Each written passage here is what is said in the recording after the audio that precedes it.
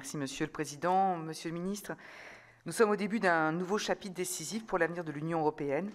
Les élections du 9 juin ont démontré que le projet européen est fragile face au populisme qui gagne du terrain. La progression des partis nationalistes au Parlement européen, bien qu'attendue, ne doit pas être relativisée.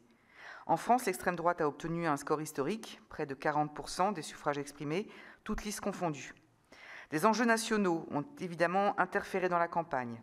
Ne soyons pas dupes, ces résultats sont aussi et surtout l'expression d'une colère qu'il faut entendre. En Europe, cependant, la Pologne et la Suède ont fait un autre choix et prouvé que l'extrême droite peut reculer, que sa montée en puissance n'est pas inéluctable. Rappelons que les forces républicaines et pro-européennes sont toujours largement majoritaires au Parlement européen. Nous devons donc poursuivre nos efforts et être à la hauteur des enjeux actuels, comme vous l'avez dit tout à l'heure, Monsieur le Ministre. Les Français ont exprimé leurs inquiétudes dans les urnes. Ils ont aussi des attentes fortes. L'Europe est un levier d'action essentiel pour apporter des solutions nécessaires.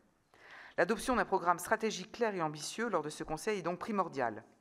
La sécurité en Europe, avec une industrie et une souveraineté militaire forte, la lutte contre le dérèglement climatique, avec l'alliance de la sobriété et des solutions innovantes, le numérique, avec un cadre efficace et des outils européens, l'agriculture, avec des productions alimentaires consolidées, voilà en grande partie ce qui nous attend.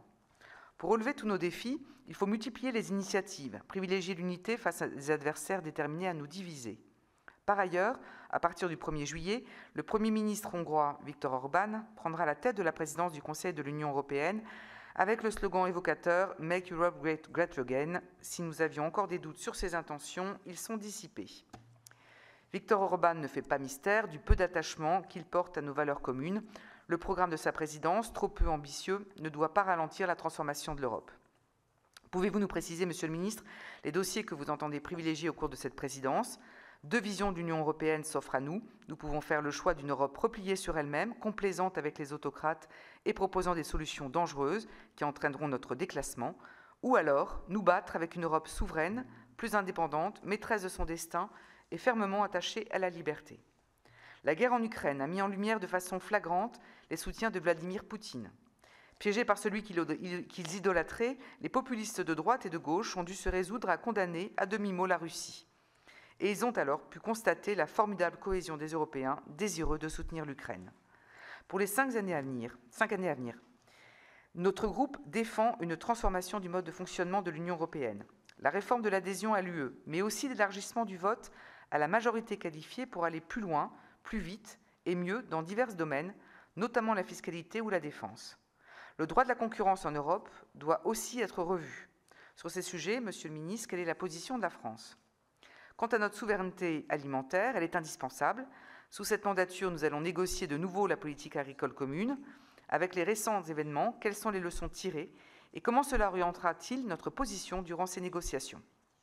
Le budget de l'UE sera aussi en discussion en 2028. Adopter le dernier cadre financier pluriannuel fut assez périlleux. Si nous voulons nous donner les moyens de nos ambitions, nous devons renforcer notre budget et être capables de créer de nouvelles ressources propres. Nous avons emprunté collectivement plus de 750 milliards d'euros pour relancer des économies après la pandémie. Malgré les affirmations de certains, il va falloir rembourser cette dette. Si nous ne créons pas de nouvelles ressources propres efficaces, les États membres devront augmenter leur contribution financière à l'UE, ce que personne ne souhaite.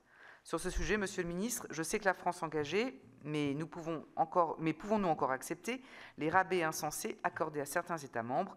Pouvez-vous nous assurer que votre position sur le sujet n'a pas changé ? Monsieur le Ministre, je terminerai par là, parce que c'est aussi à l'agenda du Conseil de demain, les top jobs. Si la fumée blanche semble proche, existe-t-il encore des obstacles identifiés et quelle est leur nature ? Enfin, la nomination du commissaire européen par la France est une prérogative présidentielle. Quand interviendra-t-elle ? Sera-t-elle liée aux résultats des législatives dans notre pays ? L'Union européenne est un espoir. L'Union européenne ne peut pas agir sans ses citoyens. Faisons en sorte que les 5 prochaines années permettent aux Européens de croire à nouveau en l'Europe et souhaitent continuer à vivre ensemble. Je vous remercie.